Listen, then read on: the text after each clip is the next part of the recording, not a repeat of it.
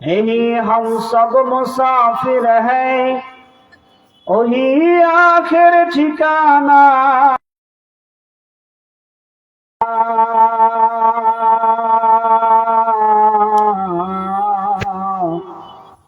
कोई आगे रवाना है, कोई पीछे रवाना। अगर कुछ मर्तबा चाहो, मिटा दो अपना हस्ती को।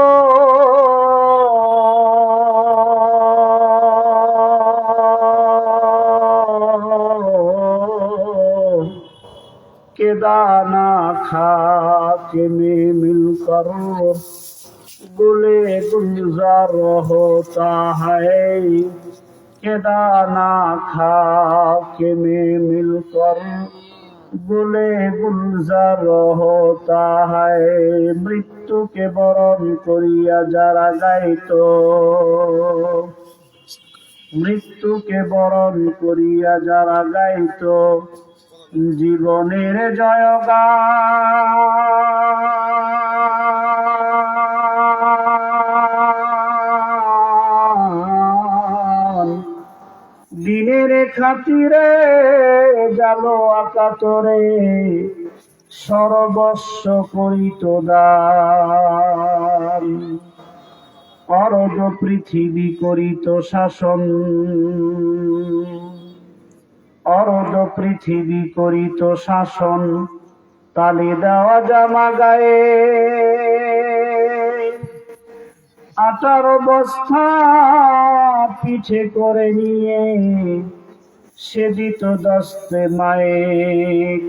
আজ কোথায় গেল সে মানব দরদী? আজ কোথায় গেল সে মানব দরদী?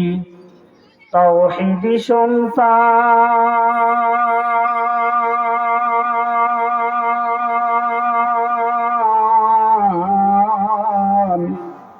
কোথা গেল সে সোনার মানুষ?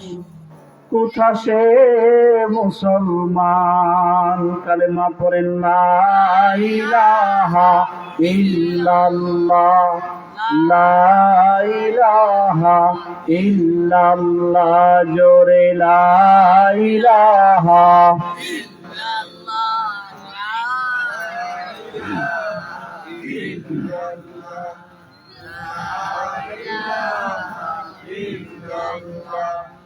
সকলে মহব্বতের সাথে জবান খুলে উচ্চ আওয়াজে কালেমা পড়তে থাকি। আমাদের কালেমার আওয়াজে যারা আসতে পারে না তারা যেন আফসোস করে যে এত বড় সওয়াবের কাছ থেকে আমরা বঞ্চিত হই। এই জন্য মহব্বতের সাথে জবান খুলে উচ্চ আওয়াজে কালেমা পড়তে থাকি। লা ইলাহা ইল্লাল্লাহ, লা ইলাহা ইল্লাল্লাহ। জোরে লা ইলাহা, মুখে লা ইলাহা, বুকে লা ইলাহা, লা ইলাহা ইল্লাল্লাহ। জোরে লা ইলাহা। আসিয়া খেলে প্রেমের খেলা, ফেরাউন দিল কত জ্বালা। আসিয়া খেলে প্রেমের খেলা, ফেরাউন দিল কত জ্বালা। ফেরাউন বলে আসিয়া রে ছেড়ে দে মুসার কালিমা। আসিয়া বলে মরে যাব, আসিয়া বলে মরে যাব, তবুও ছাড়ব না ইল্লাল্লাহ। জপো লা ইলাহা ইল্লাল্লাহ, লা ইলাহা। জোরে লা ইলাহা। আল্লাহ আল্লাহ আল্লাহ আল্লাহ আল্লাহ আল্লাহ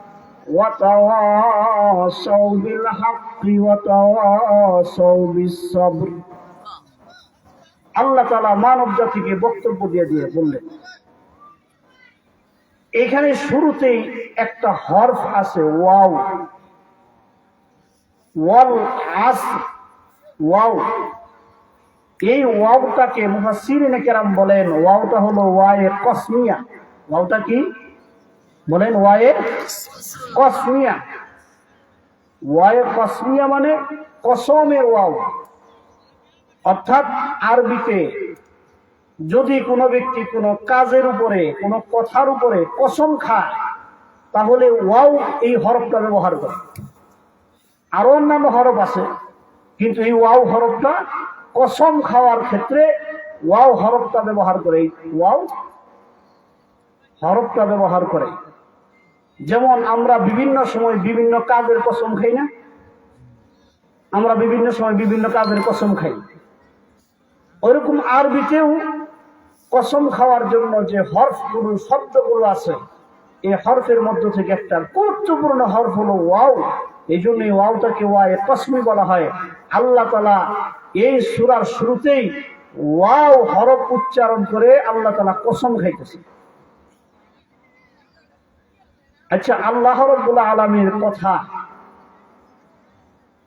আল্লাহ তাআলার কথার মধ্যে কোনো সন্দেহ আছে? আপনারা কি মনে করেন? কিছু কিছু কথার মধ্যে মনে সন্দেহ থাকতে পারে।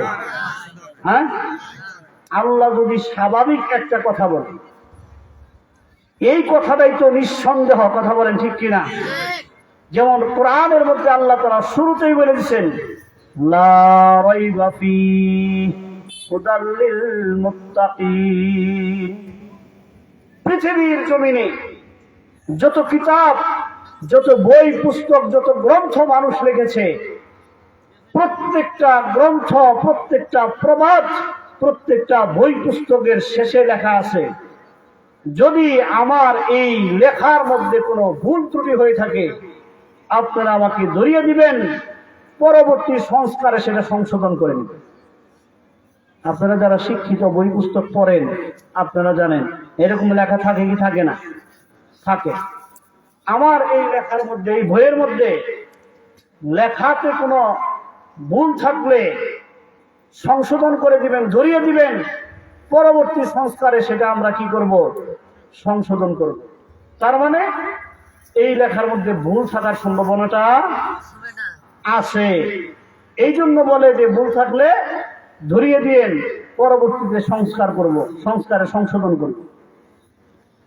এই পৃথিবীর জমিনে শুধুমাত্র একটা কিতাব, একটা গ্রন্থ, যেই গ্রন্থের শেষে এই ধরনের কথা তো বহুত দূরের কথা, এই গ্রন্থের শুরুতেই চ্যালেঞ্জ ছুড়ে দিল, গোটা মানব জাতির কাছে চ্যালেঞ্জ ছুড়ে দিয়ে বলল, লা রাইবা ফী, আমার এই কিতাবের মধ্যে বিন্দু পরিমাণ কোনো সন্দেহের অবকাশ নাই। কোনো সন্দেহই নাই। ভুল তো দূরের কথা, কোনো সন্দেহই নাই। সেই কিতাবটার নাম কি বলবেন একটু দয়া করে? আল কোরআন। একটু চিল্লায় বলেন না, কিতাবটার নাম কি? আল কোরআন। মুসলমান আর একটু জোরে সুরে চিল্লায় বলেন, কিতাবটার নাম কি? কোরআন। কোরআন। যার শুরুতেই আল্লাহ তাআলা চ্যালেঞ্জ ছুড়ে দিয়ে বলল, হে মানব জাতি, আদম থেকে নিয়ে কিয়ামত পর্যন্ত সকল মানব জাতি, তোমাদেরকে আমি চ্যালেঞ্জ ছুড়ে দিলাম, আমার এই কিতাবে ভুল তো দূরের কথা, একটু সন্দেহ থাকলে বের করে দেন। তো আল্লাহ তাআলা স্বাভাবিক কথা বললেই সেই কথাটার মধ্যে কোনো সন্দেহ নাই। তারপর আল্লাহ তাআলা কসম খেয়ে কথা বললেন, তার মানে বোঝা যায় এই কথাটা আরো শক্তিশালী। আমরা কোনো কথাকে শক্তিশালী করার জন্য, আমরা আমাদের কোনো কাজকে শক্তিশালী করার জন্য আমরা কসম খাই। কি বলেন? আমরা কি খাই? ভাই আওয়াজ করেন না দয়া করে। আমরা কোনো কথা বা কাজকে শক্তিশালী করার জন্য, পুক্ত করার জন্য আমরা কি করি? কসম খাই। এই আল্লাহর কসম করে বলছি, আমি এই কথাটা বলিনি। বলি কি বলি না? আল্লাহর কসম করে বলতেছি, ভাই এই কাজটা আমি করি নাই, তোমরা আমার কেন দোষ দিতেছ? চুর। আল্লাহর কসম করে বলতেছি, গরু আমি চুরি করি নাই, তোমরা কেন আমার বান্ধিছ? কোনো কাজ বা কথাকে শক্তিশালী করার জন্য আমরা কি বলি? কসম খাই। আল্লাহ রাব্বুল আলামিন এমনিতেই বললে কথাটা অনেক শক্তিশালী হয়ে যায়, এরপরেও আল্লাহ যখন কসম খাইলেন বোঝা যায় এই কথাটা আরো বড় শক্তিশালী কথা। বলেন ঠিক কিনা? আল্লাহর এই কসম খাওয়াটা মুফাসসিরিনে কেরাম বলেন 114টি সূরার মধ্য থেকে যদি কোন সূরায় আল্লাহ নাজিল না করতেন, শুধুমাত্র সূরাতুল আসর যদি আল্লাহ তাআলা নাজিল করতেন, আর এই সূরা আসরের উপর আদম থেকে নিয়ে কিয়ামত পর্যন্ত সকল মানুষ যদি শুধুমাত্র সূরা আসরের উপর আমল করত, তাহলে জান্নাতে যাওয়ার জন্য যথেষ্ট হয়ে যাইত। চিল্লায়ে বলেন সুবহানাল্লাহ। সুবহানাল্লাহ। তাহলে এই সূরার মধ্যে কি আছে? কি আছে এই সূরার মধ্যে? এরপরে দেখেন, কসম তো খায়, আবার মানুষ কসম খাওয়ার সময় কি করে? সবচেয়ে দামি জিনিস ভালোবাসার বস্তুটার উপরে কি খায়? কসম খায়, ঠিক না? একজন ব্যবসায়িক, এই ব্যবসায়িকের কাছে সবচেয়ে দামি এবং সম্মানের বস্তুটা হলো তার ক্যাশ বাক্স। সে মাকে ভালোবাসে, বাবাকে ভালোবাসে, সন্তানকে ভালোবাসে, স্ত্রী পুত্রকে ভালোবাসে, কিন্তু এর ঊর্ধ্বেও অনেক সময় তার ব্যবসা প্রতিষ্ঠানতে ব্যবসাকে অনেক বেশি ভালোবাসে। কথা বলেন ঠিক কিনা? যখন ব্যবসার মৌসুম থাকে, দেখবেন ওই শ্বশুর বাড়ি থেকে দাওয়াত আইছে, বউ ফোন দিয়ে বলতেছে, বিবি ফোন দিয়ে বলতেছে, বাবার বাড়ি যাইতে হইব, তোমার দাওয়াত দিয়ে গেল, চলো না যাই। এখন স্বামী কি বলে? কই তুমি যাও, এখন ব্যবসার মৌসুম, এখন ব্যবসাটা ভালো হইতেছে, তুমি যাও, যা যা প্রয়োজন কাপড় চোপড় টাকা পয়সা সব দিয়ে দেই, তোমরা যায় বেড়াই আসো, আমি এখন আপাতত যাইতে পারতেছি না। এরকম হয় কি হয় না? কথা বলেন, হয় কি হয় না? কৃষক ধান কাটার মৌসুম, ধান কাটতেছে, ঘরে ধান নিয়ে আসবে, এমন সময় কোনো দাওয়াত থাকলে, কোনো অনুষ্ঠান থাকলে বাড়ির মানুষদেরকে বলে যে তোমরা যাও, যা যা দরকার সব নিয়ে যাও, টাকা নিয়ে যাও, কাপড় চোপড় নিয়ে যাও, গয়না গাছটি নিয়ে যাও, কিন্তু আমি যাইতে পারবো না, ধান কাটার সময় এখন ধান কাটতে হবে। তার মানে প্রত্যেকটা মানুষের এক একটা প্রিয় বস্তু আছে, আছে কি নাই? আছে। যখন দেখবেন এই ব্যবসায়িকের কাছে কোন একটা বিষয় নিয়ে কেউ গেছে, তার কথাকে সত্যায়িত করার জন্য অনেক সময় অনেক ব্যবসায়িক বলে, এই যে ক্যাশ বাক্স ছুঁয়া কইতেছি, ক্যাশ বাক্স ছুঁয়া কইতেছি, আমি এই কথাটা কই নেই, এরকম বলে কি বলে না? তার মানে এই ব্যবসার ক্যাশ বাক্স তার সবচেয়ে প্রিয়, এই জন্য এটার উপর কসম খায়া বলে। ঠিক আল্লাহ রাব্বুল আলামিন এমন একটা বিষয়ের উপর কসম খাইলেন, যেই বিষয়টা হলো আল্লাহর কাছে সবচেয়ে বেশি দামি। চিল্লায়া বলেন সুবহানাল্লাহ। সেই বিষয়টা হলো সময়। সেই বিষয়টা কি? সময়। আসর শব্দের অর্থ হলো সময়, আসর শব্দের অর্থ হলো যুগ, আসর শব্দের অর্থ হলো সময়। আল্লাহ তাআলা সময়ের কসম খেয়ে আল্লাহ তাআলা বলতেছেন ওয়াল আসর। আল্লাহ বলেন সময়ের কসম, যুগের কসম, যুগ এবং সময়ের কসম খেয়ে আল্লাহ রাব্বুল আলামিন যে কথাগুলো বলতেছেন, ইন্নাল ইনসানা লাফি খুসর। সময়ের কসম খেয়ে আল্লাহ বলে আদম থেকে নিয়ে কিয়ামত পর্যন্ত সমস্ত মানুষগুলো ক্ষতিগ্রস্তের মধ্যে আছে। বলে নাউজুবিল্লাহ। আল্লাহ তাআলা যে কথাটা বলছে কসম খেয়ে বলছে, আদম থেকে নিয়ে কিয়ামত পর্যন্ত সকল মানুষ কিসের মধ্যে? ক্ষতির মধ্যে আছে, ধ্বংসের মধ্যে আছে। 3 শ্রেণীর মানুষ ব্যতীত। কয় শ্রেণী? 3 শ্রেণী। 4 শ্রেণী। কয় শ্রেণী? 4 শ্রেণীর মানুষ ব্যতীত। সেই 4 শ্রেণীর মানুষ কি? অর্থটা শুনেন, তারপরে আমি আমার তাফসিরে যাব, ব্যাখ্যায় যাব ইনশাআল্লাহ। আল্লাহ বলেন সকল মানুষ ক্ষতিগ্রস্তের মধ্যে, ধ্বংসের মধ্যে 4 শ্রেণীর মানুষ ব্যতীত। 1 নাম্বার, ইল্লাল্লাযীনা আমানু, যারা ঈমান গ্রহণ করেছেন, ওয়া আমিলুস সালিহাত, যারা আমলে সলে করে, ওয়া তাওয়াসাউ বিল হক, যারা হকের উপর থাকে, ওয়া তাওয়াসাউ বিস সবর, যারা সকল অবস্থাতে ধৈর্য ধারণ করে। কয়টা? 4। 1 নাম্বার, যারা ঈমান গ্রহণ করেছে, ঈমান আনে।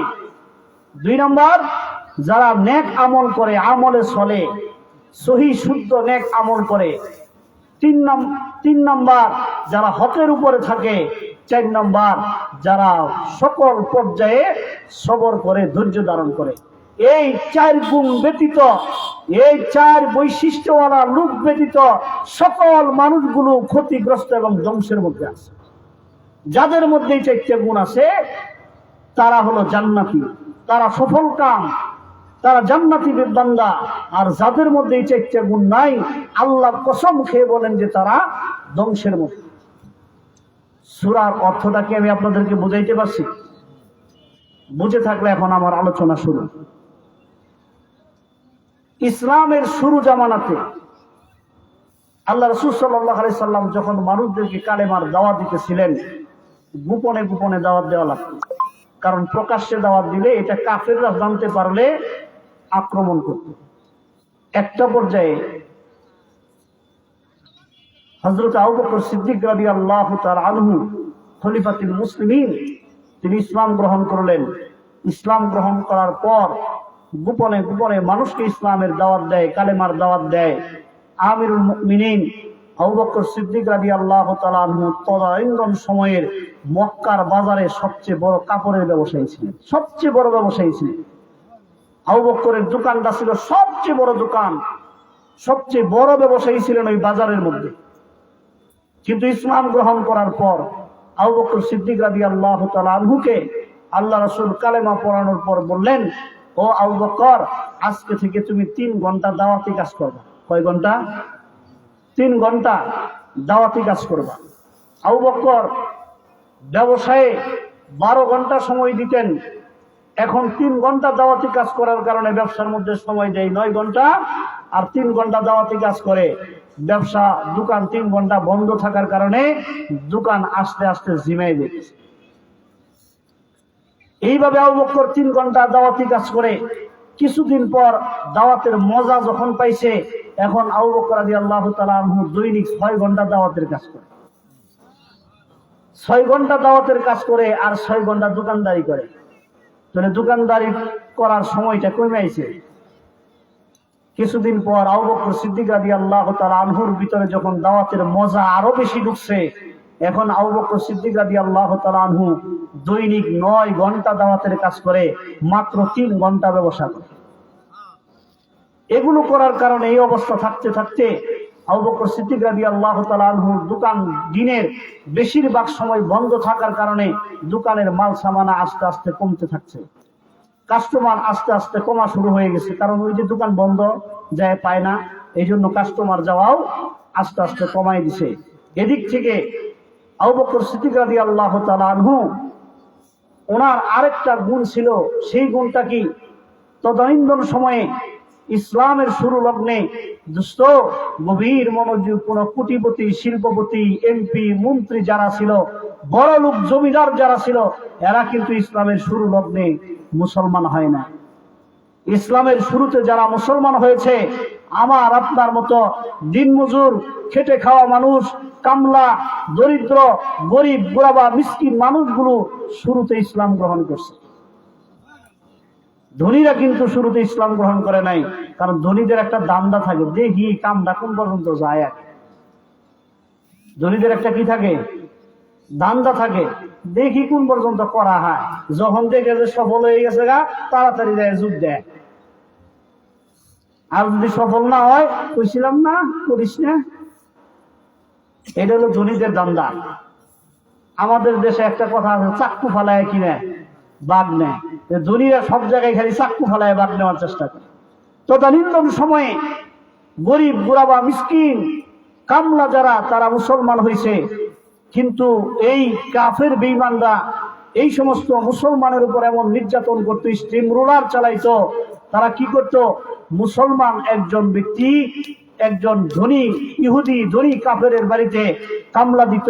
সারাদিন পরিশ্রম করার কারণে, পরিশ্রম করার পরে যখন দেখতো যে এই লোকটা মুসলমান, তারে সন্ধ্যার সময় ময়না দিত না। তো তুমি ইসলাম গ্রহণ করছো না, তোমার ময়না নেই, যাও। এখন গরিব, মিসকিন, কামলা মুসলমানরা ওই ধনী ইহুদি কাফেরের সাথে লড়াই করে পারতো না। তারা চলে আসতো হযরত আবু বকর সিদ্দিক রাদিয়াল্লাহু তাআলা আনহুর কাছে এসে বলতো, আবু বকর, আমরা তো মুসলমান হয়েছি, এই যে গরিব মানুষ সারাদিন কাম করাইছে, আমার বিল দেয় নাই, ময়না দেয় নাই, মুসলমান হওয়ার কারণে আমাদেরকে ময়না দেয় নাই, বিল দেয় নাই, এখন রাত্রবেলায় বাড়িতে কি নিয়ে যাবো, বউ বাচ্চারা আমাদের দিকে তাকায় হয়েছে, কিছু বাজার ঠাজার করে নিয়ে গেলে রান্না বান্না করে খাওয়া দাওয়া করবে, আমি যদি কিছু না নিয়ে যাই বাচ্চা করে কি খাবার দেব? আবু বকর সিদ্দিক রাদিয়াল্লাহু তাআলা আনহুর একটা চরিত্র ছিল, আখলাক ছিল। সারাদিন এই দোকানে যা বিক্রি হইতো, এই ধরনের গরিব গুরাবা মিসকিন কামলা মুসলমানদেরকে, যারা ইহুদি খ্রিস্টানরা যাদেরকে পরিশ্রম করায় টাকা দিত না, এই গরিব গুরাবা মিসকিন কামলা মুসলমানদেরকে সন্ধ্যার সময় টাকা পয়সা দিয়ে বাজার করে দিত। এই জন্য দোকানে মাল উঠাইতে পারতো না, যা বিক্রি করতো সব সন্ধ্যার সময় গরিব মুসলমানদেরকে দিয়ে দিত। আস্তে আস্তে আস্তে আস্তে দোকানটা শেষ হয়ে যায়, দোকান নষ্ট হয়ে যায়। পাশের দোকানদার ইহুদি সে আবু বকরকে ডাক দিয়ে বলে, ভাই আবু বকর, আমাদের এই বাজারের মধ্যে তুমি সবচেয়ে বড় ব্যবসায়ী ছিলা, তুমি কে রে? মুহাম্মদের পাঁচ দর্শ। কি জন্য? মুহাম্মদের পাঁচ ধরে তোমার ব্যবসা শেষ, তোমার দুনিয়া শেষ, তোমার সম্পদ সব শেষ হয়ে গেল, আজকে তুমি মুহাম্মদের পাঁচ দর্শ। আমরা মুহাম্মদের পাঁচ ধরে নিয়ে দিকে আমরা ধনী হইতেছি। একটা পর্যায়ে পাশের দোকানদার ইহুদি আবু বকর সিদ্দিক রাদিয়াল্লাহু তাআলা আনহুর দোকানটাকে কিনে নিলেন। আবু বকরের দোকান বিক্রি করে দিল ইহুদির কাছে, অল্প টাকায় বিক্রি হলো। আবু বকর রাদিয়াল্লাহু তাআলা আনহু অল্প টাকা নিয়ে রাস্তা দিয়ে যাইতেছেন মুহাম্মদ রাসূলুল্লাহ সাল্লাল্লাহু আলাইহি সাল্লামের কাছে। রাস্তায় যাওয়ার সময় আবু বকর সিদ্দিক রাদিয়াল্লাহু তাআলা আনহু একটা দৃশ্য দেখতে পেলেন, মুসলমান বড় হৃদয় বিদারক দৃশ্য। সেই দৃশ্যটা কি? সেই দৃশ্যটা হলো মুসলমান হযরতে বিলাল রাদিয়াল্লাহু তাআলা আনহু, আল্লাহর নবীর সাহাবী, মদিনা মসজিদের মুয়াজ্জিন হযরতে বিলাল রাদিয়াল্লাহু তাআলা আনহুর গলায় দড়ি লাগায়া, শিকল লাগায়া মদিনার গলিতে গলিতে ঘুরাইতেছে। কাফেরদের জগতে নিকৃষ্ট কাফের আবু জেহেল হাতে পায়ে ডান্ডা বেরি লাগায়া হযরত বিলাল রাদিয়াল্লাহু তাআলা আনহুর গলায় এক দড়ি, এক মাথা গলায় বাঁধছে, দড়ির আরেক মাথা পায়ে বাঁধছে। বান্দা মক্কার দুষ্ট ছেলেদের হাতে এই দড়ি দিয়ে দিছে, টান, এই বেলালকে ইসলাম গ্রহণ করার কারণে মদিনার গলিতে গলিতে ঘোরা, বেইজ্জতি করার, অপমান কর। বেলালকে এইভাবে বেইজ্জতি করত। ওমর রাদিয়াল্লাহু তাআলা আবু বকর সিদ্দিক যখনই আল্লাহর নবীর দরবারে যাইতেন, মাঝে মাঝে এই দৃশ্য দেখতেন আর বেলালকে সান্ত্বনা দিতেন, বেলাল সবর করো, সবর করো, গোপনে গোপনে ইসলাম পালন করো, গোপনে গোপনে ইসলাম পালন করো। কারণ আমরা তো এমন এক আল্লাহর গোলাম, আমরা এমন এক মালিকের গোলাম, আমরা এমন এক আল্লাহর ইবাদত করি যেই আল্লাহকে জুড়ে ডাকলেও আল্লাহ শুনে, আস্তে ডাকলে, মনে মনে ডাকলেও আল্লাহ শুনে। কথা বলেন ঠিক কিনা? এই জন্য বেলাল, তুমি আস্তে আস্তে ইবাদত করো, আস্তে আস্তে তুমি আওয়াজ করো, তোমার ইসলাম গ্রহণের কথাটা তুমি এইভাবে জোরালো ভাবে প্রকাশ করিও না। কিন্তু সেই দিন আবু বকর সিদ্দিক রাদিয়াল্লাহু তাআলা আনহু কি দৃশ্য দেখলেন? মুসলমান কথাটা ভালো করে বোঝার চেষ্টা করেন, এই ঘটনা বুঝলে এই সূরার ভাব অর্থ বুঝতে পারবেন।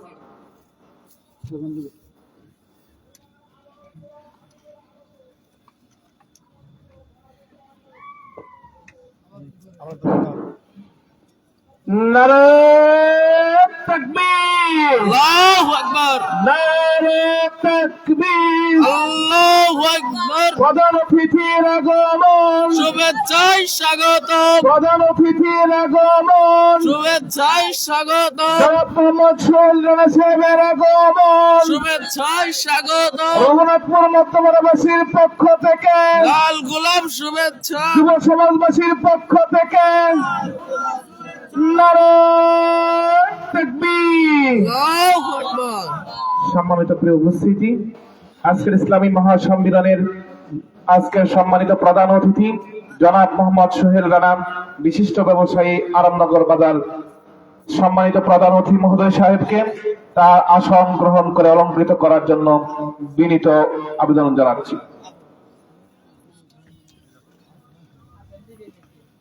সকলেই বলেন আলহামদুলিল্লাহ। আরো জোরে সরে বলেন আলহামদুলিল্লাহ।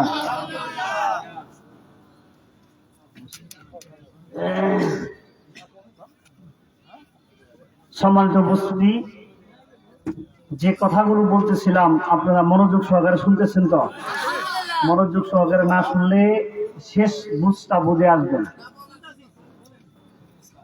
আবু বকর সিদ্দিক রাদিয়াল্লাহু তাআলা আনহু হযরত বিলালকে এই অবস্থায় দেখে শুধু সান্ত্বনা দিতেন আর বলতেন, ও আবু বকর, আমরা তো এমন এক মালিকের গোলাম, আমরা এমন এক আল্লাহকে ডাকি যে আল্লাহকে জোরে ডাকলেও শুনে, মনে মনে ডাকলেও আল্লাহ শুনে।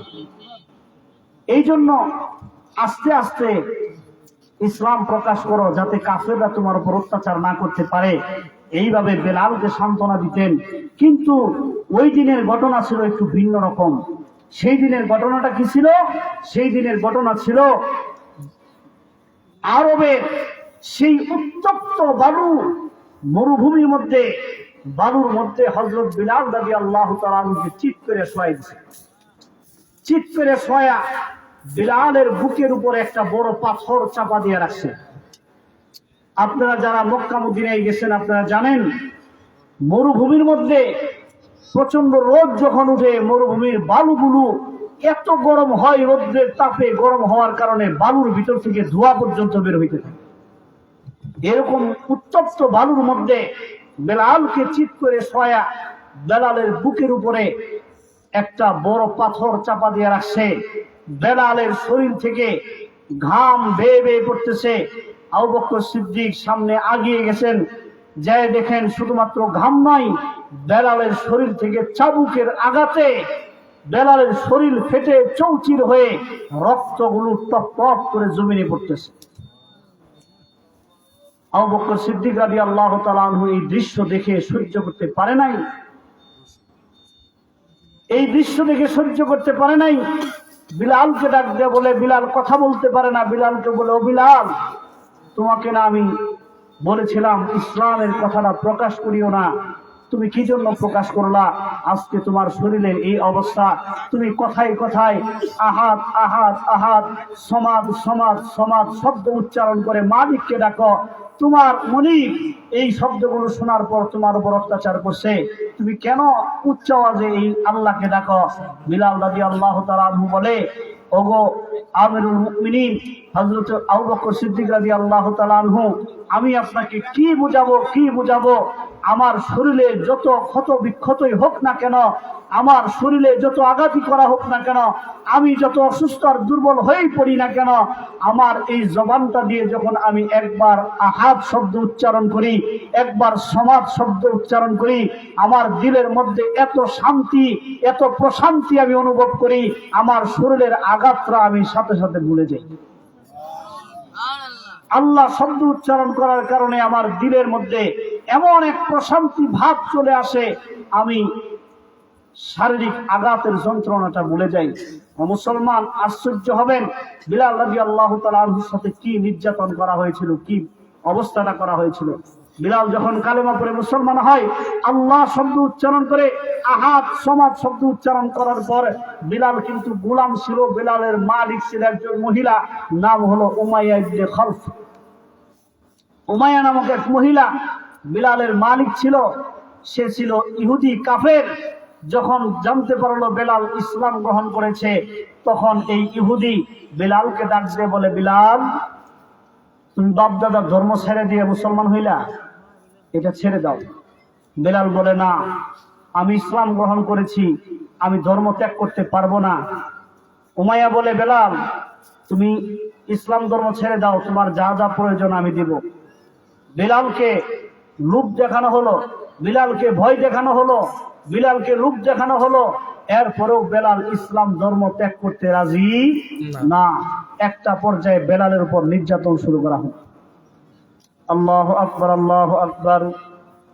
ও দুস্থ হযরত বিলাল রাদিয়াল্লাহু তাআলা আনহুকে যখন বারবার উমাইয়া লোভ দেখানো শুরু করলো, এই লোভ দেখাইয়া বেলালকে যখন নিজের হাতে কবজে নিয়ে আসতে না পারে, বেলাল রাদিয়াল্লাহু তাআলা আনহুকে ভয় দেখানো শুরু করলো।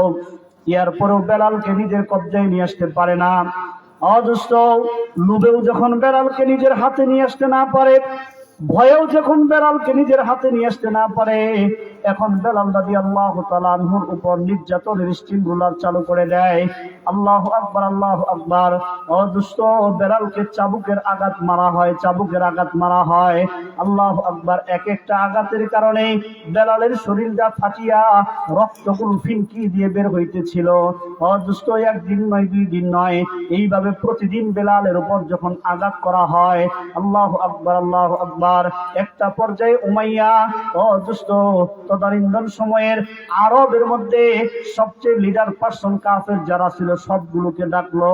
আল্লাহু আকবার। ডাকিয়া বলে, আমার গোলাম বেলাল ইসলাম গ্রহণ করেছে, মুহাম্মদের আদর্শ গ্রহণ করেছে।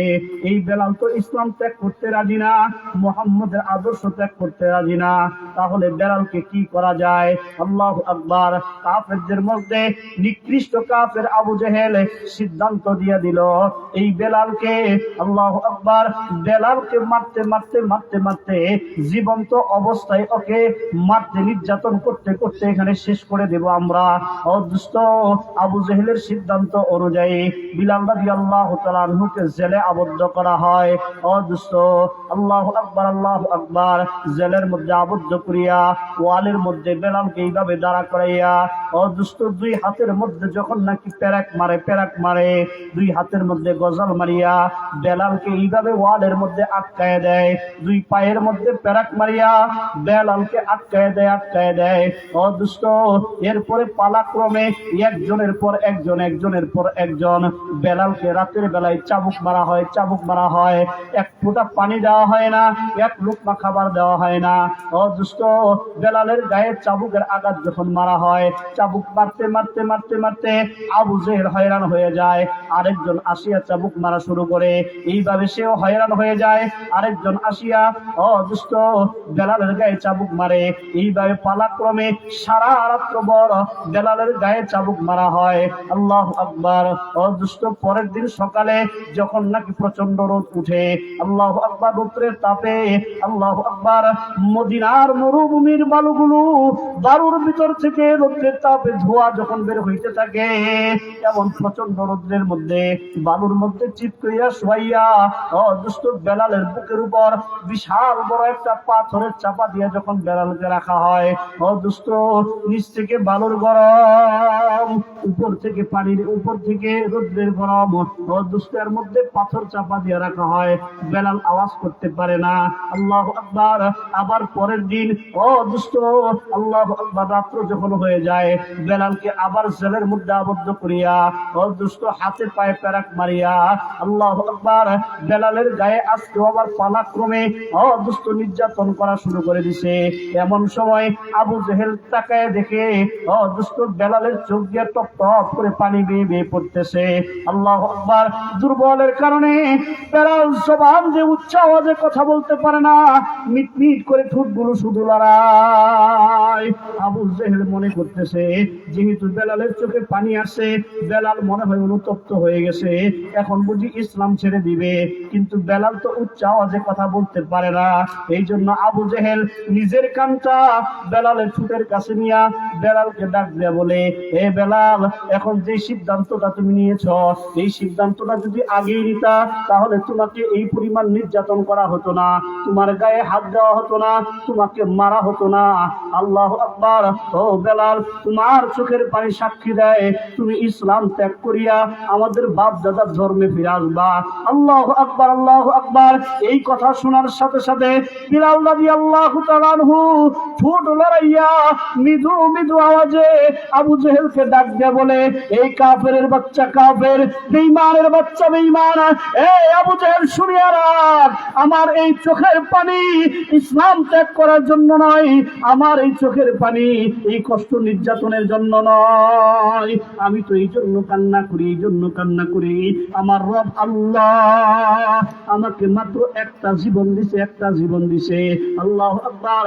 আমার শরীরের যে অবস্থা, আমার মনে হয় আমি এক্ষুনি মারা যাব, এক্ষুনি মারা যাব, কিন্তু আমি কান্না করি এই জন্য, আমি যদি এখন মারা যাই, আল্লাহু আকবার, এই দুনিয়াতে আসার আর কোনো সুযোগ নাই, আর কোনো সুযোগ নাই। তাহলে আল্লাহর দ্বীনের জন্য, ইসলামের জন্য, কোরআনের রাসূলের জন্য, নবীর জন্য একটা মাত্র জীবন আমি দিতে পারবো, একটা মাত্র জীবন দিতে পারবো। আমি তো এই জন্য কান্না করি, শুধুমাত্র ইসলামের জন্য, কোরআনের জন্য একটা মাত্র জীবন আমি দিলাম। আমি কি দিলাম? ইসলামকে কি দিলাম? আমার মালিক যদি আমাকে 1000টা জীবন দান করতো, 1000টা জীবন দান করতো, আমি একটা একটা করে 1000টা জীবন আমার মালিকের জন্য কুরবান করে দিতাম। 1000টা জীবন আমার মালিকের জন্য কুরবান করে দিতাম। আল্লাহু আকবার, আল্লাহু আকবার। ও দোস্ত, এই কথাটা শুনিয়া আবু জেহেল কি করে? আল্লাহু আকবার। শেষ পর্যন্ত আল্লাহু আকবার, ওই যে বেলালের জিহ্বাটা, যে জিহ্বা দিয়ে কথা বলতেছিল, বেলালের জিহ্বাটা টান দিয়ে বের করিয়া ও দোস্ত এই জিহ্বার মধ্যে প্যারাক মারিয়ে দেয়। এই কথা শুনতেছেন নি আপনারা? বেলালের জিহ্বার মধ্যে প্যারাক মারিয়ে দেয় যাতে বেলাল কথা না বলতে পারেন।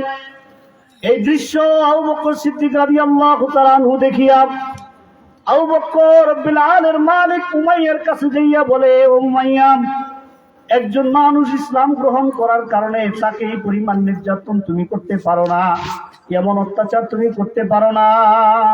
এটা তো কোনো আইনে নাই, এটা কোনো বৈধতার মধ্যে নাই। একজন মানুষ ইসলাম গ্রহণ করার কারণে তাকে তুমি এই পরিমাণ শাস্তি কি জন্য দিচ্ছ? আল্লাহু আকবার, আল্লাহু আকবার।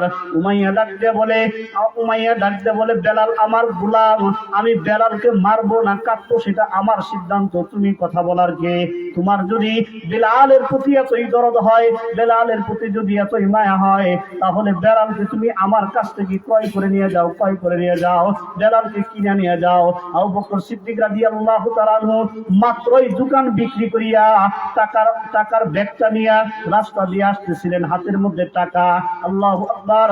ও দোস্ত, বেলালের নির্যাতন দেখিয়া, বেলালের দুরবস্থা দেখিয়া আবু বকর সিদ্দিক চোখের পানি ধরে রাখতে পারে নাই। সাথে সাথে উমাইয়াকে ডাক দিয়ে বলে, উমাইয়া, তোমার গোলাম এই বেলালের দাম কত আমাকে বলো, আমি বেলালকে ক্রয় করে নেব। আল্লাহু আকবার। ও দোস্ত, উমাইয়া তখন জিদ করিয়া একটা দাম, এমন একটা দাম শোনায় দিল, আল্লাহু আকবার, বেলালের মূল্য যা তার থেকে 3 গুণ বেশি একটা দাম শোনায় দেয়। আবু বকর সিদ্দিক রাদিয়াল্লাহু তাআলা আনহু উমাইয়াকে ডাক দিয়ে বলে, ও উমাইয়া, বেলালের দাম এত বেশি চাও কেন? 3 গুণ দাম তুমি বেশি চেয়েছো, এত দামের গোলাম তো এই ব্যক্তি না। আল্লাহু আকবার। উমাইয়া বলে, আমার কাছ থেকে ক্রয় করতে হলে এই দামে ক্রয় করব। আবু বকর সিদ্দিক রাদিয়াল্লাহু তাআলা আনহু পকেটের ভিতর থেকে টাকার থলিটা বের করিয়া উমাইয়াকে ডাক দিয়ে বলে, ও উমাইয়া, যদিও এই বেলালের মূল্য এত বেশি না, 3 গুণ দাম বেশি দিয়া তোমার কাছ থেকে ক্রয় করতেছি। ও উমাইয়া, শুনে রাখো, শুধুমাত্র 3 গুণ নয়, এই বেলালের দাম আল্লাহর কাছে এত বেশি। ঈমান আনার কারণে, ঈমান গ্রহণ করার কারণে, কালেমা পড়ার কারণে এই বেলালের দাম আল্লাহর কাছে এত বেশি হয়ে গেছে। 3 গুণ কেন? 100 গুণ দাম যদি তুমি আমার কাছে চাইতা, আমি 100 গুণ দাম দিয়া বেলালকে ক্রয় করে নিয়ে যাইতাম। হ্যাঁ মুসলমান, চিল্লে বলেন না সুবহানাল্লাহ, সুবহানাল্লাহ। আর একটু জোরে সুরে বলেন না সুবহানাল্লাহ, সুবহানাল্লাহ। আল্লাহু আকবার, আল্লাহু আকবার। ঈমানের কত দাম, আল্লাহু আকবার। এই বেলাল কে ছিলেন? কি ছিলেন? চিনেন বেলালকে? আমরা তো চিনি না। আল্লাহু আকবার, আল্লাহু আকবার। ও দোস্ত, এই বেলাল আল্লাহু আকবার আল্লাহ রাসূলের কাছে যাইয়া সংক্ষিপ্ত আকারে ঘটনাটা বলে যায়। ও দোস্ত, মসজিদের নববীর মুয়াজ্জিন হয়ে যায়। আল্লাহু আকবার। বেলাল আযান দিলে সূর্য উঠে, বেলাল আযান না দিলে আসমানের সূর্য পর্যন্ত উঠে না। চিল্লায় বলেন সুবহানাল্লাহ। কি ঘটনা বলবো আপনাদেরকে। একদিন হঠাৎ বেলাল রাদিয়াল্লাহু তাআলা আনহু মসজিদে নববীতে আযান দেয় নাই। অদুস্ত, আল্লাহর নবীর আরেকজন সাহাবী মসজিদে নববীতে আযান দিছে। তার কণ্ঠ সুন্দর, তার শব্দ চয়ন উচ্চারণটাও সুন্দর, তার গলার বয়স বেলালের থেকে আরো অনেক বড়। অদুস্ত, ফজরের আযান তো মসজিদে নববীতে দিয়ে দিছে। আল্লাহু আকবার। মসজিদে নববীতে ফজর আযান দিয়া মানুষ সব মসজিদে নববীতে নামাজ কালাম পড়া বাইরেতে চলে আসে। আল্লাহু আকবার। এমন সময় হযরত জিবরাইল আলাইহিস সালাতু সালাম আল্লাহ রাসূল সাল্লাল্লাহু আলাইহি সাল্লামের কাছে আসিয়া আল্লাহ রাসূলকে ডাক দিয়ে বলে, ওগো নবী, এখনো পর্যন্ত মসজিদের নববীতে আযান কেন হয় নাই? চিল্লায়ে বলেন সুবহানাল্লাহ। আল্লাহ রাসূল বলেন, এই কি বলো তুমি, মসজিদে নববীতে আযান হয় নাই, আমরা ফজরের নামাজ পড়ে ফেলছি। জিবরাইল ডাকতে বলে, আপনি ফজরের নামাজ পড়লে কি হবে? প্রত্যেকদিন ফজরের নামাজের বিলালের আযানের মাধ্যমে আসমানে আমরা ফজরের জামাত আদায় করি। চিল্লায়ে বলেন সুবহানাল্লাহ। ও দোস্ত, আজকে বিলাল রাদিয়াল্লাহু তাআলা মসজিদে নববীতে আযান দেয় নাই। এই আযানের আওয়াজ যতই বড় হোক না কেন, আসমান পর্যন্ত আরশে মহল্লায় আযানের আওয়াজ শুনছে না। বেলাল কেমন লোক ছিল জানেননি? শুধুমাত্র তাই নয়, দিন গ্রহণ করার কারণে আল্লাহ তাআলা তার মর্যাদা এত বাড়াই দিছে। যখন নাকি ইসলাম কায়েম হয়ে গেছে, ও দোস্ত, যখন নাকি ইসলাম কায়েম হয়ে গেছে, আল্লাহ রাব্বুল আলামিনের নবী মুহাম্মদুর রাসূলুল্লাহ সাল্লাল্লাহু আলাইহি সাল্লাম হযরত বিলাল রাদিয়াল্লাহু তাআলা আনহুকে তদানীন্তন সময়ের অর্থমন্ত্রীর দায়িত্ব দিয়ে দিয়েছে। একটা গোলাম ছিল, গোলাম।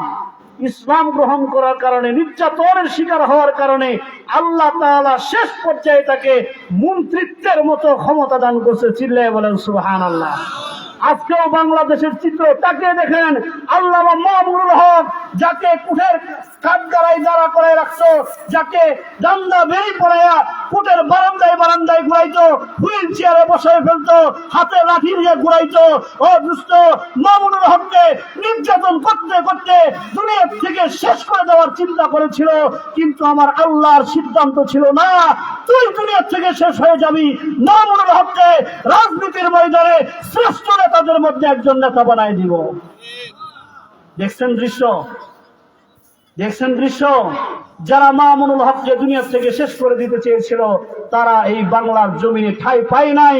অদুষ্ট স্বাভাবিকভাবে পলায়ন করতে পারে নাই, চোরের মতো পলায় যেতে বাধ্য হয়েছে। কথা বলেন ঠিক কিনা? আর আজকে মামুনুল হক সারা বাংলাদেশের সিংহের মতো ঘুরতেছে। ডক্টর শফিকুর রহমান সিংহের মতো ঘুরতেছে, রেজাউল করিম পীর সাহেব সিংহের মতো ঘুরতেছে। যেদিকে যায় লক্ষ লক্ষ মানুষ তাদের পিছনে দৌড়াইতেছে। মানুষ চায় এই তিন নেতার মাধ্যমে বাংলাদেশে আগামী সরকার গঠন হবে। মানুষ চায় এটা। এই জন্য দিনের জন্য মুসলমান যে যত বেশি কষ্ট করবে, দিনের জন্য যে যত বেশি নির্যাতনের শিকার হবে, আল্লাহ রাব্বুল আলামিন তার মাকাম আর মর্যাদা তত বাড়ায় দিবে। সুবহানাল্লাহ। শুধুমাত্র তাই নয়, দুনিয়াতে অর্থমন্ত্রীর দায়িত্ব দিয়েছেন, শুধুমাত্র তাই নয়। ও দোস্ত, আল্লাহু আকবার, কিয়ামতের ময়দানে বেলালের মর্যাদা কেমন হবে জানেননি? আল্লাহু আকবার, হাসরের ময়দান যখন কায়েম হয়ে যাবে, বিচার কার্য শেষ হয়ে যাবে, আল্লাহর নবী মুহাম্মদ রাসূলুল্লাহ যখন সর্বপ্রথম জান্নাতের মধ্যে প্রবেশ করবে, আল্লাহু আকবার, আল্লাহ রাব্বুল আলামিন আল্লাহর নবীকে বলবেন, ওগো নবী, আপনি জান্নাতে প্রবেশ করে জান্নাতটাকে একটু উদ্বোধন করে দেন না। আল্লাহর নবী যখন জান্নাতে প্রবেশ করে জান্নাত উদ্বোধন করতে যাবেন, অদুষ্ট নবী কিন্তু হাঁটিয়া যাবেন না। একটা আরোহীর উপরে, একটা সোয়ারের উপরে, সেটা ঘোড়া হোক গাধা হোক, এমন একটা ঘোড়া বা গাধা বা একটা উটের উপর বসিয়া আল্লাহর নবী জান্নাত যখন উদ্বোধন করতে যাবেন, অদুষ্ট আল্লাহর নবী ঘোড়ার উপরে বসে থাকবে, গাধার উপরে বসে থাকবে। এই গাধার লাগামটা একজন ব্যক্তি টানিয়া আল্লাহর নবীকে নিয়ে জান্নাতে প্রবেশ করবে। কিন্তু কে ধরবে আল্লাহর নবীর গাধার এই লাগামটা? আল্লাহর নবীর উটের লাগামটা কে ধরবে? আল্লাহর নবীর অনুমতি ছাড়া তো কেউ ধরতে পারবে না। সাহাবায়ে কেরাম রাদিয়াল্লাহু তাআলা আনহুম আল্লাহর নবীর সামনে দিয়া ভিড় করে দাঁড়িয়ে থাকবে। অদুষ্ট সাহাবায়ে কেরামরা চেষ্টা করবে একজনের সামনে আরেকজন কিভাবে যাবে। আমাদের মাঝে যখন কোনো ভালো, কোনো দামি একজন ব্যক্তি আসে, দেখবেন আমরা কি করি, ভিড় পেলে সামনে যাওয়ার চেষ্টা করি। সেজন্য আমার একটু দেখে এই জন্য আমরা ভিড় পেলে সামনে যাওয়ার চেষ্টা করি। সাহাবায়ে কেরাম রাদিয়াল্লাহু তাআলা আনহুম আজমাইনরা আল্লাহু আকবার, ভিড় পেইলা শুধু সামনের দিকে যাওয়ার চেষ্টা করবে আর চিন্তা করবে, আল্লাহর নবী যদি আমাকে একবার ডাক দিয়ে বলে, আমার এই গাদার লাগামটা তুমি ধরো, তাহলে আজকে তো আমি দামি হয়ে যাব, ধন্য হয়ে যাব। এই জন্য সকল সাহাবায়ে কেরামরা আল্লাহ রাসূল সাল্লাল্লাহু আলাইহি সাল্লামের দিকে তাকায় থাকবে। আল্লাহ রাসূল যিনি কাকে ডাক দেয়, আল্লাহু আকবার, আল্লাহর নবী মুহাম্মদ রাসূলুল্লাহ সাল্লাল্লাহু আলাইহি সাল্লাম উপস্থিত সকল সাহাবীদেরকে ডান দিক থেকে তাকাইয়া ও দুষ্ট বাম দিকে তাকিয়ে দেখবেন, সাহাবায়ে কেরামদেরকে দেখতে থাকবেন, মনে হয় যেন আল্লাহর নবী কাকে খুঁজেন, কাউকে যেন তালাশ করে কাউকে যেন খুঁজতেছেন। ও দুষ্ট, যখন আল্লাহর নবীর দৃষ্টিতে তাকে না পাওয়া যাবে, এমন সময় আল্লাহর নবী ও মুসলমান সুবহানাল্লাহ বলার জন্য রেডি হয়ে যাও, সুবহানাল্লাহ চিল্লে সুবহানাল্লাহ বলার জন্য রেডি হয়ে যাও। আল্লাহু আকবার। আল্লাহর নবী তালাশ করতে নবীর দৃষ্টিতে যখন না পড়বে, এমন সময় আল্লাহর নবী চিল্লে একটা ডাক দিয়ে বলবেন, ইয়া বেলাল, আইনা বেলাল, তালহিনা, ও বেলাল তুমি কোথায়? আসো, আমার কাছে আসো, আমার কুরআন লাগামটা ধরিয়ে আমাকে জান্নাতে নিয়ে যাও। আল্লাহু আকবার। ও দুষ্ট, হযরত বিলাল রাদিয়াল্লাহু তাআলা দৌড়াইয়া আসিয়া আল্লাহর নবীর আল্লাহু আকবার কুরআন লাগামটা ধরিয়া টানিয়া ও দুষ্ট জান্নাতের মধ্যে প্রবেশ করবে। মর্যাদার দিক থেকে আল্লাহর নবীর সমান মর্যাদা কেউ হইতে পারবে না, কিন্তু বোঝানোর জন্য, বিলালের মর্যাদা বোঝানোর জন্য আমি আপনাদের কাছে জানতে চাই, যখন কুরআন লাগামটা ধরিয়া বেলাল জান্নাতে যাবে, আপনারা বলেন জান্নাতে প্রথম প্রবেশ করবে আল্লাহর নবী না বেলাল? কথা বলেন। বেলাল আগে প্রবেশ করবে, কারণ লাগাম টাইনা নিয়ে যায়। তাহলে বেলালের মর্যাদা আল্লাহ তাআলা কি পরিমাণ বাড়ায় দিছে। শুধুমাত্র তাই নয়, অদৃষ্ট কিয়ামতের ময়দানে সর্বপ্রথম সাইয়্যিদুনা সরকারে দুজাহা মুহাম্মদুর রাসূলুল্লাহ সর্বপ্রথম কিয়ামতের ময়দানে দাঁড়াবেন, এরপরে সমস্ত মানুষগুলো দাঁড়াবেন। আল্লাহু আকবার। আল্লাহর নবী মুহাম্মদুর রাসূলুল্লাহ কিয়ামতের ময়দানে মানুষগুলোকে যখন আল্লাহ তাআলা দণ্ডায়মান করবেন, আল্লাহর নবী যখন দাঁড়াবে, আল্লাহু আকবার, হযরত বিলাল রাদিয়াল্লাহু তাআলা যখন আল্লাহ তাআলা ডাক দিয়ে বলবে, ও বেলাল, মৃত থেকে তুমি জীবিত হও, কিয়ামতের ময়দানে দাঁড়াও। ও মুসলমান, আরেকবার সুবহানাল্লাহ বলার জন্য একটু রেডি হও না। বেলাল যখন দাঁড়াবে, কোন জায়গায় দাঁড়াবে জানেননি? আল্লাহু আকবার। আল্লাহর নবী দুই পা এমনি রাখিয়া দাঁড়াবে, দুই পার মাঝখানে হযরত বিলাল রাদিয়াল্লাহু তাআলা কানের মধ্যে শাহাদাত আঙ্গুল দিয়া আল্লাহর নবীর দুই পায়ের মাঝখানে আল্লাহু আকবার, আশহাদু আল্লা ইলাহা ইল্লাল্লাহ, আল্লাহু আকবার। ও মুসলমান, আল্লাহর নবীর দুই পায়ের মাঝখানে শাহাদাতি আঙ্গুল কানের মধ্যে দিয়া বেলাল রাদিয়াল্লাহু তাআলা আযান দিতে ও দুষ্ট হাসরের ময়দানে দণ্ডায়মান হবেন। আল্লাহু আকবার। বেলালের মর্যাদা এত বেশি, এমনি বেলালকে আল্লাহু আকবার আবু বকর সিদ্দিক ক্রয় করে নাই। আল্লাহু আকবার। বেলালকে আবু বকর সিদ্দিক রাদিয়াল্লাহু তাআলা ক্রয় করিয়া আল্লাহর নবীর দরবারে যায়। আল্লাহর নবীর দরবারে যাওয়ার পরে আল্লাহু আকবার, আল্লাহর নবী আল্লাহু আকবার আবু বকর সিদ্দিক রাদিয়াল্লাহু তাআলা বলেন, আল্লাহু আকবার, বেলালকে ক্রয় করার আগে আল্লাহর নবীর কাছে এই ঘটনা খবর চলিয়ে গেছে। আল্লাহর নবী আবু বকর সিদ্দিককে ডাক দিয়ে বলে, ও আবু বকর, তুমি বেলালকে এত দাম দিয়ে ক্রয় করেছ, তোমার এই ক্রয়টা বড় সস্তা হয়ে গেছে। সুবহানাল্লাহ।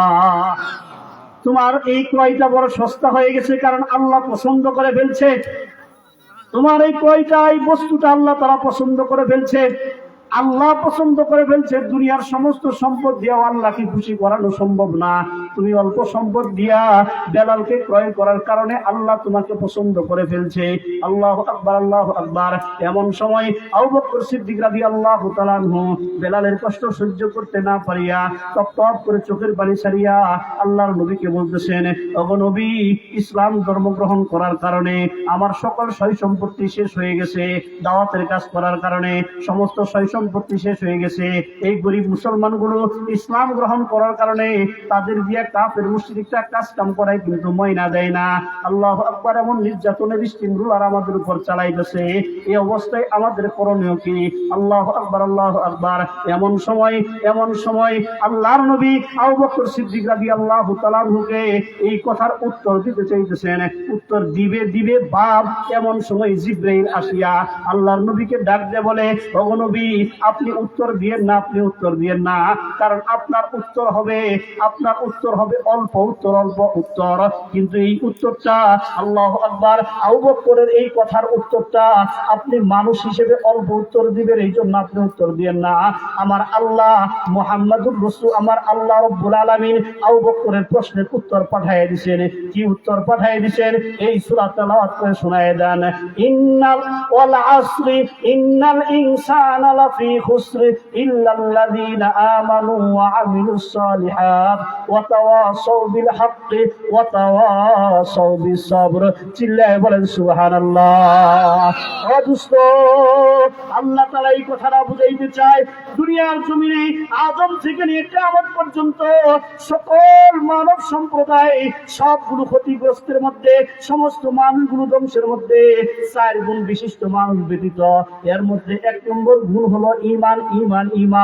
যারা ঈমান আনে তারা ক্ষতিগ্রস্তের মধ্যে নয়, যারা ঈমান আনে তারা ধ্বংসের মধ্যে নয়, যারা ঈমান আনে তারা গরিব গুরাবা নয়। আমি আল্লাহর কাছে একজন গরিব ঈমানদারের মর্যাদা ওই জাতিসংঘের মহাসচিবের থেকেও বেশি। চিল্লায়ে বলেন সুবহানাল্লাহ। ওই যে মুসলমানরা, গরিব মুসলমানরা, আল্লাহু আকবার, দিল নরম হয়ে গেছে, দুর্বল হয়ে গেছে। আল্লাহু আকবার। কাফেররা বলে মুহাম্মদের পাশ ধরিয়া নিজেদের সম্পত্তি শেষ করে দিলা, মুহাম্মদের পাশ ধরিয়া তোমরা ধ্বংস হয়ে গেলা, মুহাম্মদের পাশ ধরিয়া নিজের জীবনটা তোমরা শেষ করে দিলা। এই জন্য আল্লাহ সান্ত্বনা স্বরূপ আল্লাহু আকবার এই সূরা নাজিল করে জানায় দেন, ও মুসলমান, ও আবু বকর তুমি তো ঈমানদার, ও বেলাল তুমি ঈমানদার, ও আল্লাহর নবীর সাহাবীরা তোমরা ঈমানদার, ঈমান গ্রহণ করেছো, সুতরাং আমি আল্লাহর কাছে তোমরা ধ্বংসপ্রাপ্ত নয়, আমি আল্লাহর কাছে তোমরা ক্ষতিগ্রস্ত নয়, আমি আল্লাহর কাছে তোমরাই হলা সফল কাম, তোমরা জান্নাতি বান্দা। চিল্লায়ে বলেন সুবহানাল্লাহ। দোস্ত, আমার আলোচনা আমি ইতি টানতেছি, একটা ঘটনা বলে আমার আলোচনা ইতি টানতে চাই। এই আবু বকরের অবস্থা জানেননি, দোস্ত, যুদ্ধের সময় যখন হয়ে গেছে, এমন সময় আল্লাহু আকবার, আল্লাহর নবী মুহাম্মদ রাসূলুল্লাহ সাহাবায়ে কেরাম রাদিয়াল্লাহু তাআলা আনহুম আজমাইনদের কাছে আল্লাহু আকবার যুদ্ধের জন্য সাহায্য চাইলেন। বললেন, যুদ্ধের জন্য তোমরা যে যা পারো সহযোগিতা করো। আল্লাহু আকবার। এমন সময় দোস্ত, সাহাবায়ে কেরামরা আল্লাহ রাসূল সাল্লাল্লাহু আলাইহি সাল্লামকে যুদ্ধের জন্য সহযোগিতা করতেছে, টাকা পয়সা অর্থ সম্পদ নিয়ে আসতেছে। আল্লাহু আকবার। এই অবস্থাতে আবু বকর কিন্তু ফকির, আবু বকর কিন্তু মিসকিন, আবু বকর একদম দরিদ্র হয়ে গেছে, আবু বকরের সয় সম্পত্তি সব শেষ হয়ে গেছে। এমন সময় আল্লাহু আকবার হযরত ওমর রাদিয়াল্লাহু তাআলা চিন্তা করলেন, এই আবু বকরের সাথে কখনো দান সদকায় পারি নাই, আবু বকরের সাথে কখনো আমলে পারি নাই, আবু বকরের সাথে কখনো ঈমানে পারি নাই। আজকে যেহেতু আল্লাহর নবী সাহায্য চেয়েছে, এই দিকে আবু বকর একবারে নিঃস্ব, আবু বকর তো কিছু সাহায্য করতে পারবে না, আজকে আমি আবু বকরের থেকেও বেশি সাহায্য করব। দোস্ত, ওই যে মুসলমানদের মধ্যে, সাহাবায়ে কেরামদের মধ্যে সাহায্য করার একটা প্রতিযোগিতা ছিল, দানের একটা প্রতিযোগিতা ছিল। এই জন্য আবু উমর বলে, আবু বকরের চেয়েও আজকে আমি বেশি দান করব। কিন্তু দেখা গেল কি, আল্লাহু আকবার, সকল সাহাবায়ে কেরামের দানগুলো যখন একটা জায়গায় দোস্ত স্তূপ করা হয়, এমন সময় আল্লাহ রাসূল সাহাবায়ে কেরামকে ডাক দিয়ে বলতেছিল, ও সাহাবী, কি নিয়ে আসছো, কি রেখে আসছো, তুমি কি নিয়ে আসছো, কি রেখে আসছো, এইভাবে সাহাবায়ে কেরামদেরকে বলতেছিলেন। একটা পর্যায়ে আলী রাদিয়াল্লাহু তাআলা আনহুকে ডাক দিয়ে বলে, ও আলী, আল্লাহর দ্বীনের জন্য কি নিয়ে আসলা আর কি বাড়িতে রেখে আসলা? এমন সময় আলী ডাক দিয়ে বলে, ও আল্লাহর নবী, আল্লাহু আকবার, আমার সকল সম্পত্তিকে আমি 4 ভাগ করিয়া 3 ভাগ আমার বাড়িতে রেখে আসছি, 1 ভাগ আমি আল্লাহ রাস্তার জন্য নিয়ে আসছি, দ্বীনের জন্য নিয়ে আসছি। উসমান রাদিয়াল্লাহু তাআলা আনহুকে জিজ্ঞেস করা হয়, ও উসমান, আল্লাহর দ্বীনের জন্য কি নিয়ে আসলা, বাড়িতে কি রেখে আসলা? উসমান ডাক দিয়ে বলে, ও নবী, আমার সকল সম্পত্তি 3 ভাগ করিয়া 2 ভাগ আমি বাড়িতে রেখে আসছি, 1 ভাগ আমি নিয়ে আসছি। আল্লাহু আকবার। আবু বকর উমরকে ডাক দিয়ে বলে, ও উমর, তুমি কি নিয়ে আসলা, কি রেখে আসলা? আল্লাহু আকবার। ও মুসলমান, সুবহানাল্লাহ বলার জন্য রেডি হয়ে যান। আল্লাহু আকবার। একটু কথাটা গভীর মনোযোগ সহকারে শুনেন। উমর ডাক দিয়ে বলে, ও নবী, আমার সকল সম্পত্তি 2 ভাগ করিয়া 1 ভাগ বাড়িতে রেখে আসছি, 1 ভাগ আমি আল্লাহু আকবার আল্লাহ রাস্তায় নিয়ে আসি, অর্থাৎ নিজের সমস্ত সম্পত্তির এক ভাগ বাড়িতে রেখে আসছে, আরেক ভাগ আল্লাহ রাস্তায় দান করে দিছে। এইবার ওই বৃদ্ধ মানুষ সাদা দাড়িওয়ালা হযরত আবু বকর সিদ্দিক রাদিয়াল্লাহু তাআলা মুখে ডাক দিয়ে বলে, ও আবু বকর, আল্লাহর দ্বীনের জন্য কি নিয়ে আসলা আর তোমার বাড়িতে কি রেখে আসলা? অদুষ্ট নিজ দিকে মাথা, আল্লাহু আকবার, আল্লাহ রাসূলের কথা শুনিয়া বৃদ্ধ মানুষটা, সাদা দাড়িওয়ালা মানুষটা মাথাটা উঁচু করিয়া টপ টপ করে চোখের পানি ছেড়ে দিয়া কান্না বিজড়িত কণ্ঠে আল্লাহর নবীকে জানাইতেছিলেন, ওগো নবী, আমার সকল সম্পত্তি, আল্লাহু আকবার, একটা জায়গায় করিয়া সমস্ত সম্পত্তি আমি আল্লাহ রাস্তার জন্য নিয়ে আসছি। চিল্লায়ে বলেন সুবহানাল্লাহ।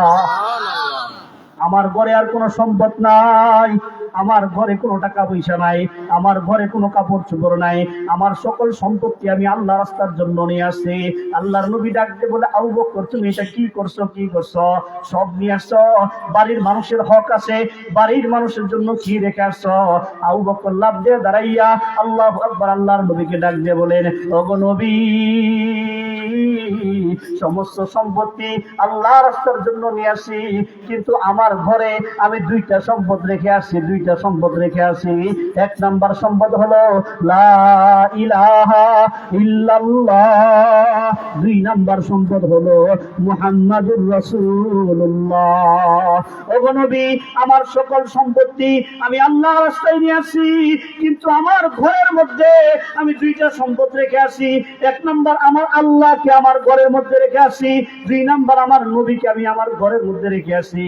আল্লাহু আকবার। ওমর রাদিয়াল্লাহু তাআলা আনহু মাথায় হাতটা দিয়া ডাক দিয়ে বলে, ও আবু বকর, চিন্তা করছিলাম এই দানে আমি তোমার থেকে বিজয়ী হব, তোমার থেকে আগায় যাব, কিন্তু দেখা গেল এইবারও আমি তোমাকে আগায় যাইতে পারলাম না, এখানেও তুমি দানের ক্ষেত্রেও জয়ী হয়ে গেলে। চিল্লায় বলেন সুবহানাল্লাহ। অবশ্যই এইভাবে আলোচনা করতে গেলে সারা রাত শেষ হয়ে যাবে। আবু বকরের জীবনী, বেলালের জীবনী বলা শেষ হবে না। আল্লাহু আকবার, আল্লাহু আকবার। এই জন্য মেরে ভাইয়ার দুষ্ট বুজুর্গ, আমরা মুসলমান হিসেবে আবু বকরের চরিত্র আমাদের মধ্যে কিছুটা হইলেও থাকা দরকার। কথা বলেন ঠিক কিনা? আল্লাহু আকবার। আল্লাহ রাসূল বলেন, মান তাশাব্বাহা বিকওমিন ফাহুয়া মিনহু। দুনিয়ার মধ্যে যে যার আদর্শে আদর্শিত হবে, দুনিয়ার মধ্যে যে যার আখলাকে আখলাকি হবে, দুনিয়ার মধ্যে যে যাকে নিজের সঙ্গী বানাবে, যে যাকে মডেল বানাবে, কিয়ামতের ময়দানে ওই ব্যক্তির সাথেই তার হাসর হবে। অদুষ্ট, দুনিয়াতে যদি সন্ত্রাসের সাথে তোমার সম্পর্ক হয়, দুনিয়াতে যদি অদুষ্ট চাঁদাবাজদের সাথে তোমার সম্পর্ক হয়, কিয়ামতের ময়দানে এই চাঁদাবাজ আর সন্ত্রাসের সাথেই তোমার হাসর হবে। দুনিয়াতে যদি অদুষ্ট আবু বকরকে মহব্বত করিয়া, আবু বকরকে আইডল বানাইয়া, আবু বকরের আদর্শ অনুযায়ী যদি চলতে পারো, উমরের আদর্শ অনুযায়ী চলতে পারো, আল্লাহর নবীর আদর্শ অনুযায়ী যদি চলতে পারো, আল্লাহর কসম করে বলি, বুখারীর হাদিস সাক্ষী, আল্লাহর নবীর হাদিস সাক্ষী, মান তাশাব্বাহা বিকওমিন ফাহুয়া মিনহু। কিয়ামতের ময়দানে আল্লাহর নবীর সঙ্গী হইয়া, আবু বকরের সঙ্গী হইয়া জান্নাতে যাইতে পারবা। এই জন্য দুনিয়াতে অদুষ্ট কাকে আইডল মানবা, কাকে তোমার সঙ্গী বানাবা, কাকে তোমার ভালোবাসার ব্যক্তি বানাবা, এটা তোমার সিদ্ধান্ত নেওয়ার সময়, এখন তোমার সিদ্ধান্ত নেওয়ার সময়। এজন্য আবু বকরের কিছু সিফাত, আবু বকরের কিছু গুণ আমি মুসলমান হিসেবে আমার মধ্যেও থাকা দরকার। কথা বলেন ঠিক কিনা? আজকে এই যে সম্মেলন, এই সম্মেলন করা হয় দুইটা কারণে। এক নাম্বার, ওয়াজ নসিহতের মাধ্যমে মানুষ কিছু হেদায়েত পাবে, দ্বীন পাবে, আমল পাবে। দুই নাম্বার, যে প্রতিষ্ঠানের ব্যানারে সম্মেলন করা হয়, ওই প্রতিষ্ঠানটা একটু অর্থনৈতিকভাবে স্বাবলম্বী হওয়া। অদুষ্ট, ওয়াজ নসিহতের মাধ্যমে আমাদের আমল আমরা পরিবর্তন করব, আমরা আল্লাহর সঠিক দিন খুঁজে পাবো, এবং এখানে আল্লাহর জন্য, আল্লাহর ঘরের জন্য আমরা কিছু সহযোগিতা করে সেই আবু বকরের কাতারে দাঁড়াইতে চাই ইনশাআল্লাহ। আবু বকরের কাতারে আমরা কে কে দাঁড়াইতে চাই? হাত দুইটা উঁচা করে একটু দেখাই। আমরা সবাই চাই আবু বকরের কাতারে দাঁড়াইতে ইনশাআল্লাহ। আল্লাহ, তুমি আমাদেরকে হাসরের ময়দানে আবু বকরের কাতারে দাঁড়া করাই দাও। সকলে বলেন আমিন। তো এই আবু বকরের কাতারে দাঁড়াইতে চাইলে আবু বকরের যে আদর্শ কিঞ্চিত হইলেও আমার আপনার মধ্যে থাকার দরকার কিনা? এই জন্য আমি তো আসলে কালেকশন করতে পারি না। আমি আপনাদের কাছে অনুরোধ করে বলতে চাই, এলাকার সন্তান হিসেবে আপনারা আমাকে অনেক মহব্বত করেন, সেই জন্য এই মহব্বতের দাবি নিয়ে আল্লাহর ঘরের জন্য আমি আপনাদের কাছে হাত পাততে চাই।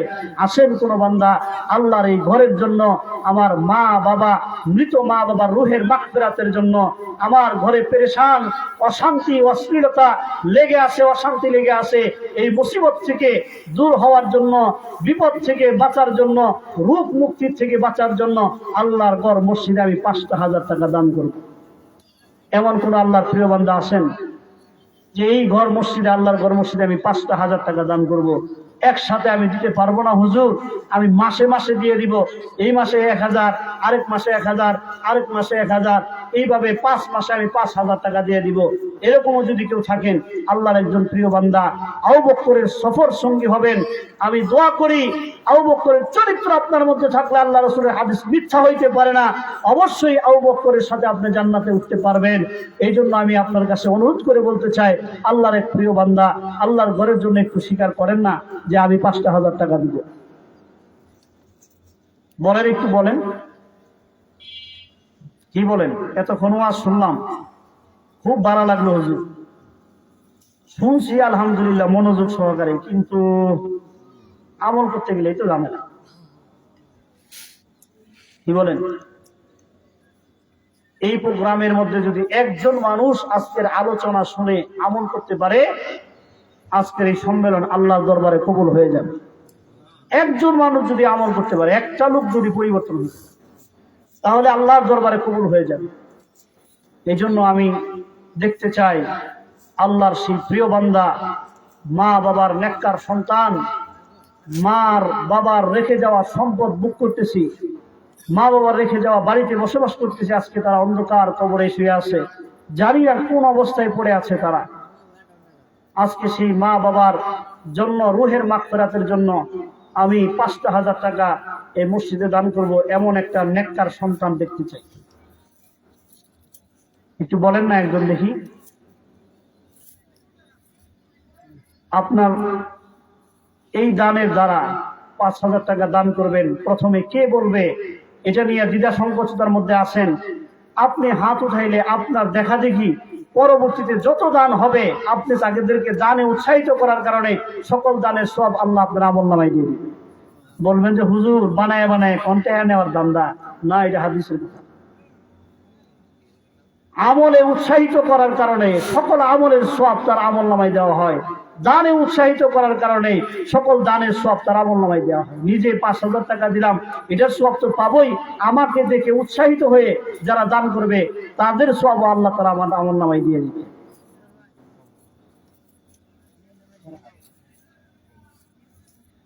আলহামদুলিল্লাহ, সকলে বলেন আলহামদুলিল্লাহ। আর একটু জোরে সুরে বলেন আলহামদুলিল্লাহ। আলহামদুলিল্লাহ। সম্মানিত উপস্থিতি, আল্লাহর এক প্রিয় বান্দা দূরে বসে আমার বয়ান শুনতেছে, দূর থেকে, প্যান্ডেলের মধ্যে নাই, দূরে বসে আমার বয়ান শুনতেছে। সে ওখান থেকে ফোন করে বলছে যে আমি 5,000 টাকা দিব। বলেন মারহাবা। ফরহাদ ভাই 5,000 টাকা, বলেন মারহাবা। আল্লাহ তাআলা ভাইয়ের দানকে কবুল করুক, সকলে বলেন আমিন। যে উদ্দেশ্যে দান করেছে আল্লাহ তাআলা তার সেই উদ্দেশ্য পুরা করে দেখ, সকলে বলেন আমিন। আল্লাহ তার হায়াতে বরকত দান করে, সকলে বলেন আমিন। তার আব্বা আম্মা দুনিয়াতে বেঁচে আছে কিনা আমি জানি না, যদি বেঁচে না থাকে কবরগুলোকে জান্নাতের বাগান বানায় দেখ, বেঁচে থাকলে তাদের বাবা মার কবরগুলোকে, বাবা মাকে আল্লাহ তাআলা সুস্থতার সহিত দীর্ঘ নেক হায়াত দান করে, সকলে বলেন আমিন। ফরহাদ ভাইয়ের সঙ্গে আমরা আর কেউ শরীক হইতে পারি না ইনশাআল্লাহ, আর কেউ শরীক হইতে পারি না, কি বলেন? আর একজন লোক বলেন না ইনশাআল্লাহ।